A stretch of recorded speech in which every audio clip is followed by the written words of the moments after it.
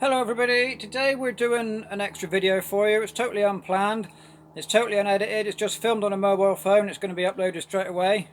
So we're normally pretty low budget, but we're even lower budget today. And this is actually take two. I've recorded one already and I held the phone upside down, so half of it come out the wrong way up. So I'm going to try and get it right this time.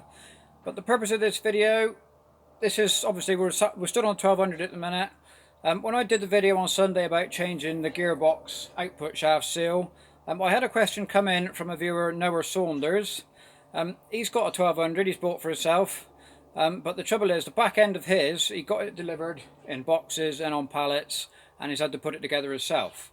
Now he's having trouble with some of the hydraulic lines where they're running, and he's not sure what they're doing. And he asked me if I could send him a photo to help him out. The trouble is, YouTube doesn't give me any way of sending him a photo either within the comment section or, as a private message. So what I'm doing, we're just doing a quick one-off video just to hopefully help him out. And hopefully I can hold the phone up the right way this time. So what we're doing, we're heading into the back end obviously. So the question was, let's try and hold up the right way. On my 1200 he said, the side plate, so this is the PTO side plate, so here's the lever that puts the PTO in and out of gear, and there is some hydraulic pipes coming out from that side plate. So the question was, where does the small lines go? He's got big lines and he's got small lines. Well, on this one you can see I've only got small hydraulic lines, because on some 1200s, on the actual frame mounted behind where we're looking, so on this part, there was a filter for the back end on some of them. Now this one, it doesn't have it at the minute, and looking, I don't think it was ever on there because there's no mounting holes or anything. So it could well be different on Noah's one, but anyway, we're just filming what we got. So we've got one big line comes up round and into this small block here. Okay, so that's the end of it there. And what's underneath that block will be a standpipe connecting it to the the main linkage pump. Okay, so the other lines we've got are two. So I'm assuming this is pressure and this one will be a return. Okay, and what these two do, they follow up round the frame up to the articulation joint.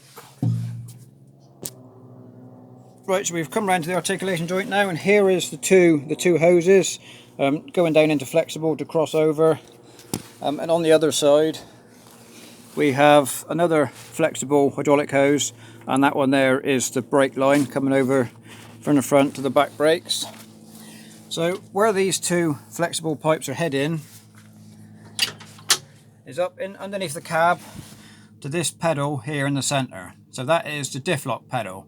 So you've got the clutch pedal, the brake pedal and the throttle, and the one on the floor in the middle is diff lock, and that is what those two lines, okay, so these two lines are feeding that. There's a switch under that pedal, so when you press the pedal that then diverts pressurized oil to this line here, which comes down into the back to the diff lock to the back end, and it will divert it forward to the front diff lock as well.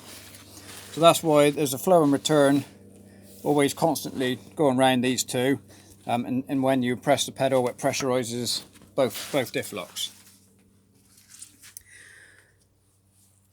So that's the function of this machine. It could well be different if you've got that filter, Noah.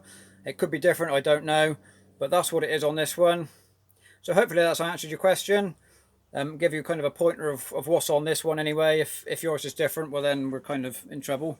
But any other questions, any comments, stick them down below, and hopefully that'll help you out, and we'll be back to normal on Sunday with the oil filler for the transmission like we were going to be. So thanks for watching, give us a thumbs up and subscribe, and if you could just write a comment down below to let us know you've seen it, that'd be much appreciated. So we'll see you next time.